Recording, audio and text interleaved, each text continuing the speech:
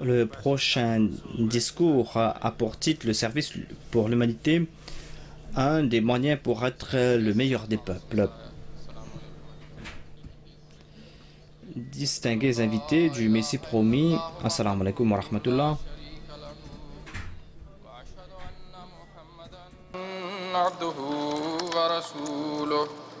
أما بعد فأعوذ بالله من الشيطان الرجيم بسم الله الرحمن الرحيم كنتم خير أمة أخرجت للناس تأمرون بالمعروف وتنحون عن المنكر وتؤمنون بالله. Chapter 3 verse 111, as Amir Sahib mentioned. Chapitre 3, verset 111, comme l'a dit l'Amir Sahib, le titre de mon discours et servir le thème plutôt de ce matin, c'est le service à l'humanité. Dans ce verset, il est dit que vous êtes le meilleur des peuples. Dieu s'adresse aux musulmans. Il dit, vous êtes le meilleur des peuples suscités pour le bien de l'humanité. Je vais vous ramener sur un champ de bataille. C'était au cours de la bataille de Yamouk, au tout début de l'histoire de l'islam. Il y avait à l'époque ces guerres, ces batailles, et on se battait avec des armes rudimentaires, avec des épées. Il y avait trois compagnons, Hadrat Sohaib bin Amr, Haris bin Hasham et un autre compagnon ont été blessés et ils étaient presque morts, au bord de leur mort. Il y avait un compagnon qui est venu et qui a vu Hadrat Akrama. Ce compagnon voulait offrir à Hadrat Akrama quelques gouttes d'eau, mais il a vu que Suhail était à côté et il était dans le même état. Akrama a dit non, je ne vais pas prendre cette eau, et a demandé à ce compagnon qui était venu leur aider en disant de donner cette eau à l'autre. Lorsqu'il est parti voir Hadrat Suhail, le deuxième compagnon, Hadrat Haris était à côté et il était au bord de la mort, et Suhail a refusé de boire cette eau et a dit à ce compagnon qui leur offrait de l'eau de partir voir Haris. Lorsqu'il est parti voir Haris, il était déjà mort. Il est retourné voir Suhail pour lui donner quelques gouttes d'eau, et Suhail était déjà tombé en martyr lui aussi. Il est parti voir Akrama, le premier, pour lui offrir ces quelques gouttes d'eau, et lui aussi était déjà mort. Ces trois compagnons ont donné leur vie pour aider leurs frères en difficulté. Qui étaient ces personnes? D'où venaient-elles, ces personnes? Comme évoqué plus tôt, ils appartenaient à une société qui était cruelle, barbare. Voilà cette société qui leur a donné naissance. Les gens de l'Arabie à l'époque n'avaient aucune attention à l'égard des orphelins, des pauvres, des veuves.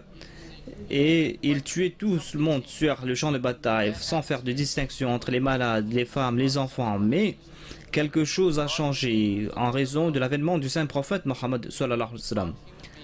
Et le saint prophète a porté la parole de Dieu. Il a enseigné aux êtres humains la relation que l'on doit établir avec Dieu, la relation avec les créatures de Dieu, les droits de Dieu et les droits des créatures de Dieu. À travers le Saint-Coran, on voulait établir cette société où l'on éprouve cet amour pour l'humanité. Je vais citer un seul verset du Saint-Coran qui décrit le service l'humanité. Dans le chapitre 4, verset 37, Allah déclare « Obéissez à Allah et ne lui associez personne. Et soyez bienveillants envers les parents et envers les proches, envers les orphelins, envers les indigents, envers le voisin qui est proche, le voisin qui est un étranger, envers le compagnon qui est à côté de vous, le compagnon en voyage, et ceux que vos mains droites possèdent. Allah n'aime pas les arrogants, les fiers. » Après avoir évoqué l'adoration de Dieu, Dieu a évoqué ces relations que l'on doit éprouver pour l'humanité. Comme on le sait, le Saint-Coran, dans d'innombrables versets, on parlait à propos de la zakat, des sacrifices financiers, d'accorder de l'aide à ceux qui sont en difficulté. Le Saint-Coran nous demande d'être juste. Inna Allaha ya'muru bil adl. Mais le Saint-Coran déclare ya'muru bil adl wal ihsan. Vous devez être gracieux Et il dit que wa ita idil qurba.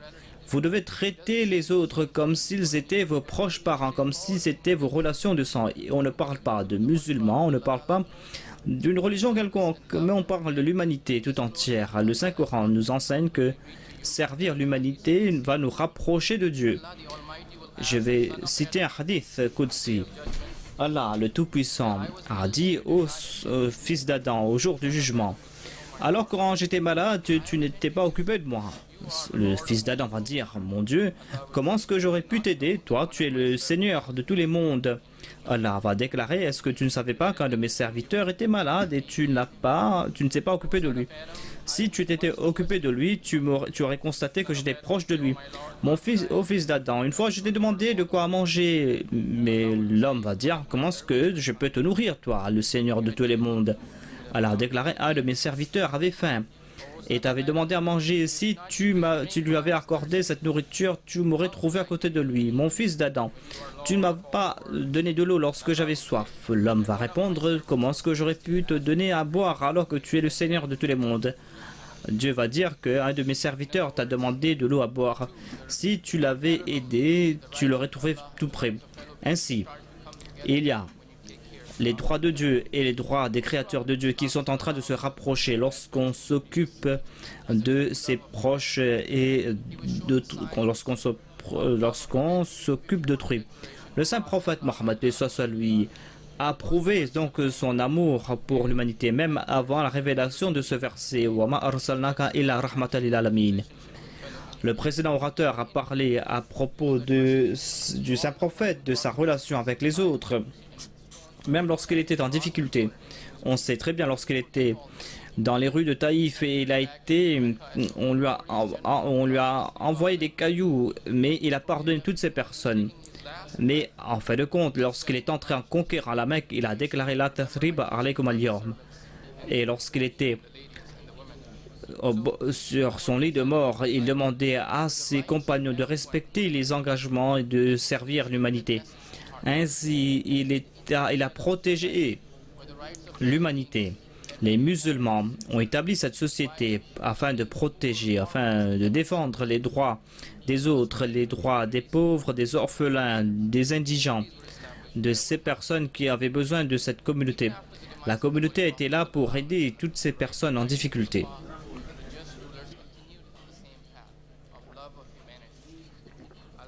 Après le décès du saint prophète, les compagnons ont suivi sur cette voie. Il y a Hadrat Omar qui, comme on le sait, parcourait les rues de Médine la nuit. Les gens il visitait alors que les gens ne savaient pas qu'il était le calife. Un jour, il est tombé sur une tente et une personne ne l'a pas reconnu. Il s'est assis à côté de la personne. Cette personne a dit que moi, je suis venu de très loin. Je cherche le calife pour qu'il m'aide. Omar a déclaré que il y avait des cris à l'intérieur. Il a dit à cet homme, que s'est-il passé? L'homme a dit que voilà, ma femme est sur le point d'accoucher et il n'y a personne pour m'aider. Hadrat Omar est parti à la maison, a pris sa femme, a pris quelques provisions. Ils sont partis dans cette tente. Sa femme est partie à l'intérieur, a aidé cette femme. Hadrat Omar est assis à l'extérieur à préparer le repas pour ces personnes. Et après la naissance de l'enfant, Hadrat Omar est sorti et a dit que voilà, Hadrat al-Mu'minin donne la bonne nouvelle à propos de cette naissance. L'autre a dit Amirul Mu'minin. Il était tout embarrassé. Voilà le calife qui était là, qui était prêt à l'aider. Et Hadrat Omar l'a réconforté en disant de venir le lendemain pour qu'il puisse l'accorder de l'aide. Il y a ces grands dirigeants qui ont offert de quoi manger, de quoi se vêtir aux pauvres. Il a établi le système de la zakat. Les musulmans étaient les leaders dans tous les domaines, dans le domaine de l'éducation, de la civilisation, de la culture. Et Allah leur a donné ce titre de meilleur des peuples. Dieu leur a conféré ce titre, a placé cette couronne sur la tête. Et ils ont continué à servir l'humanité. Là où ils sont partis, même leurs ennemis ont accepté ces faits, à savoir qu'il était là pour servir l'humanité. Je peux me poser une question, à savoir, pourquoi est-ce que ces deux points sont liés? Pourquoi Khair Umma est lié avec Ukhrijat Linnas? Pourquoi doit-on servir l'humanité? Pour vous expliquer cela, je vous fais tourner à l'époque de la bataille de Khaybar. Le saint prophète et son armée étaient tout près de la forteresse de Khaybar. L'ennemi était derrière ces murs. Le saint prophète a dit que je venais mon épée à quelqu'un qui va gagner cette bataille. Il a donné son épée à Hazrat Ali. Hazrat Ali a dit que dois-je dire à nos ennemis? Le saint prophète a dit que donne-leur le message de l'islam. Dis-leur, voilà la voie à suivre. Le saint prophète a dit que même si tu arrives à guider une seule personne,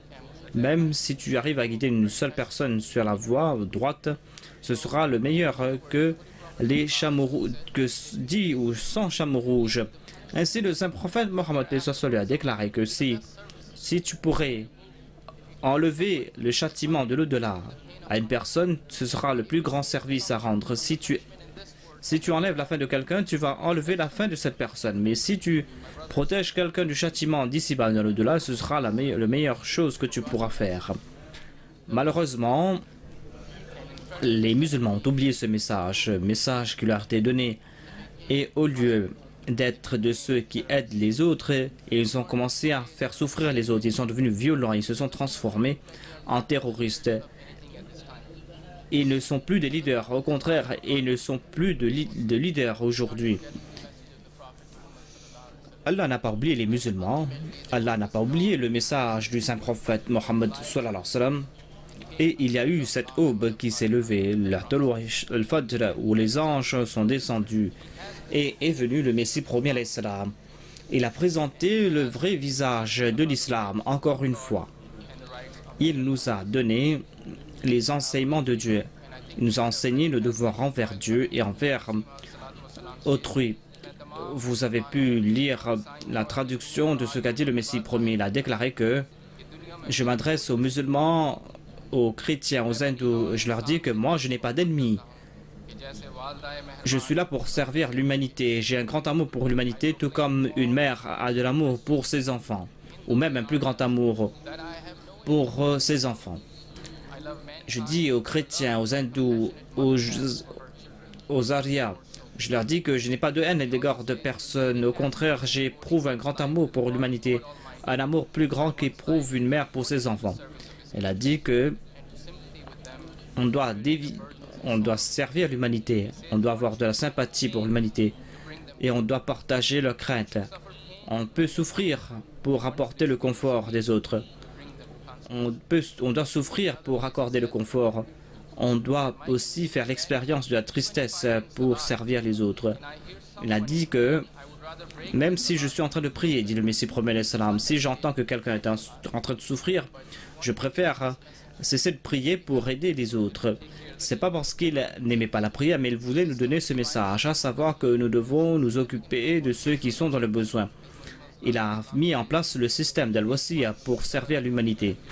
Le Messie premier déclare que ces fonds, c'est-à-dire les fonds sous le fonds d'Al-Wasiya, ces fonds doivent être utilisés pour aider les orphelins, les gens en difficulté, les nouveaux convertis, ceux qui n'ont pas des moyens de subsistance. Il a aussi enseigné dans ce livre que l'on doit traiter les autres comme si ce sont des proches, tout comme une mère s'occupe de ses enfants. Notre imam bien-aimé, Hadrat Khalifa Masih al-Khamis, a prononcé un sermon en Allemagne. Je vais présenter une citation de ce sermon qui va nous faire comprendre ses sentiments. Il a déclaré qu'on ne peut pas acquérir la taqwa uniquement en accomplissant la prière, en servant la Jamaat ou en éprouvant de l'amour pour Dieu et son prophète et en obéissant au calife de la Jamaat. On doit s'occuper, on doit assumer ses devoirs envers ses épouses, ses enfants, envers les membres de la Jamaat. On doit aussi accorder aux autres leurs droits. Voilà donc comment s'est conduit le saint prophète Mohammed sallallahu alayhi wa sallam. Alhamdulillah, grâce au leadership du califat, la communauté Ahmadiyya a présenté le même image Il a servi l'humanité et nous voyons cela. Comme je l'ai dit auparavant, service à l'humanité, c'est de guider l'humanité. Nous avons servi l'humanité dans ce sens, en envoyant des missionnaires dans les 4 coins du monde pour répandre ce message. Il y a ces missionnaires qui sont partis dans plusieurs endroits et sont partis et sont restés là-bas pendant plusieurs années et ont laissé derrière leurs épouses qui étaient jeunes et leurs petits-enfants. Lorsqu'ils sont retournés, leurs femmes étaient vieilles et leurs enfants ont grandi, n'ont pas reconnu leurs enfants. Certains, lorsqu'ils sont retournés, leurs parents étaient déjà morts. Et certains de ces missionnaires sont morts sur cette terre où ils avaient décidé de servir et ont été enterrés là-bas. Il y a d'autres membres de la communauté qui sont partis dans les 4 coins du monde pour servir l'humanité, pour l'éducation. Un jeune homme qui a évoqué sa visite au Ghana, où il n'y avait pas d'eau, il n'y avait pas d'électricité, il devait coucher à même la terre. Et quelques temps après, il avait perdu au moins 10 kilos, mais il a continué à servir l'humanité. Cette personne sera bientôt parmi nous. Son nom, c'est Hadrat Mirza Mansour Ahmad. La communauté Ahmadiyya a bâti de petites écoles. Et on a parmi nous, il y avait parmi nous le prix Nobel de physique qui a utilisé ses richesses pour servir l'humanité. Et la communauté Ahmadiyya a bâti des hôpitaux. Et grâce à ces hôpitaux, on est en train de servir l'humanité. Au contraire, même les ennemis de la communauté Ahmadiyya viennent dans ces hôpitaux. La communauté Ahmadiyya est là pour servir les autres. Il y a par exemple Chaudhry Zafrullah Khan qui a aidé la Palestine. Il y a Mirza Muzaffar Ahmad qui a fait des efforts pour le Pakistan. Il y a aussi la Furqan Force qui a aidé aussi lorsqu'on devait défendre le Pakistan. Notre communauté a aussi aidé ceux qui étaient dans le besoin en établissant plusieurs fonds. Il y avait un plan lancé par le 4e calife, le Buyutul Hamd, pour bâtir des maisons à Rabwa pour ceux qui étaient dans le besoin, pour les veuves. Il y a aussi d'autres qui ont offert cet argent et comment il y a cet amour pour l'humanité. Il y a un jeune homme qui a écrit une lettre au calife en disant que mon père est décédé et ma mère n'a que 90 roupies et m'a donné 5 roupies pour acheter quelque chose et je vous donne ce 5 roupies pour ce plan Buyutul Hamd pour aider l'humanité.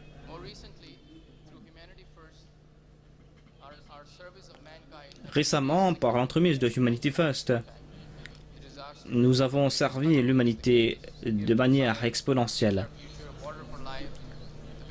Il y a plusieurs plans qu'on a lancés, il y a plusieurs cliniques qu'on a lancées et la communauté Ahmadiyya a servi l'humanité dans ces domaines, dans plusieurs modèles. Le service est dans notre cœur. Il y a le département de Khidmat al-Khalq. On trouve cela dans toutes les jamaat pour aider l'humanité.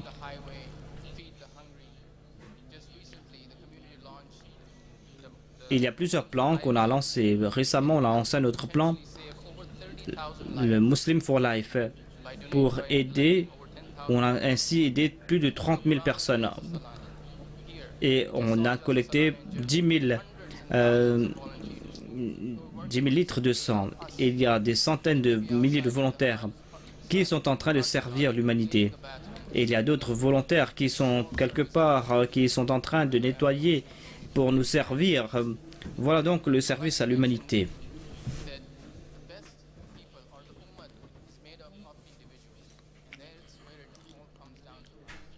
La Ummah est faite d'individus.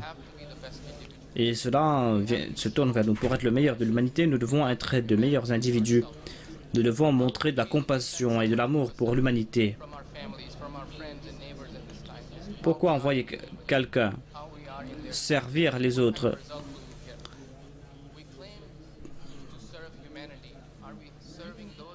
Nous disons que nous sommes là pour servir l'humanité. Mais est-ce que nous sommes en train de servir ceux qui sont proches de nous?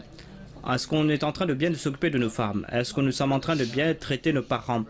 Sommes-nous en train de traiter nos enfants avec amour? Et sommes-nous en train de faire preuve de fraternité avec ceux qui sont proches de nous? Nous devons montrer cet amour dans notre cercle proche avant de montrer aux autres cet amour. On peut faire quelque chose, aider quelqu'un, nettoyer la porte de quelqu'un, aider quelqu'un ou libérer une chaise pour quelqu'un qui est en difficulté. Le service que nous rendons n'est pas tout seul, mais dans ce verset, comme on le dit, que vous enjoignez le bien et vous interdisez le mal. Le service, c'est une force de gravité pour attirer les gens, afin que les gens se rapprochent de nous. Lorsqu'ils vont se rapprocher de nous, nous ne vont voir que le bien. Lorsque les gens vont voir le bien, c'est là que nous aurons plus de responsabilités. Ces gens vont constater que nous sommes en train de faire le bien et de repousser le mal. Et cela va les pousser vers le bien ultime.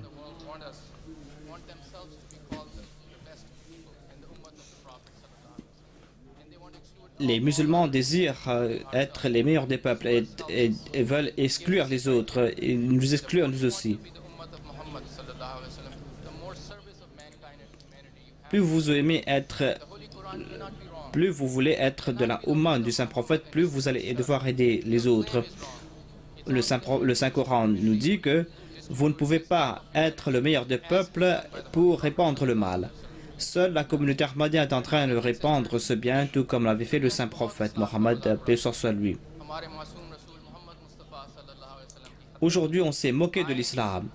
On a porté atteinte à l'honneur du Saint-Prophète Mohammed, paix soit lui. Disons à nos frères que la vraie religion est seulement l'islam. Le meilleur prophète, c'est le Saint-Prophète Mohammed sallallahu alayhi wa sallam. Et la meilleure des ummas, c'est la umma du Messie premier alayhi salam, cet amoureux parfait du Saint-Prophète Mohammed sallallahu alayhi wa sallam.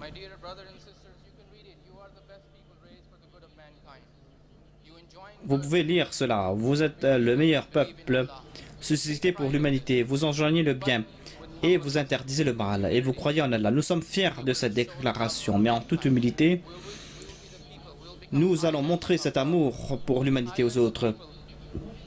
Nous serons ces îlots d'amour. Nous allons interdire le mal et nous allons enjoindre le bien. Et nous allons porter ces couronnes sur cette terre et nous allons rendre fiers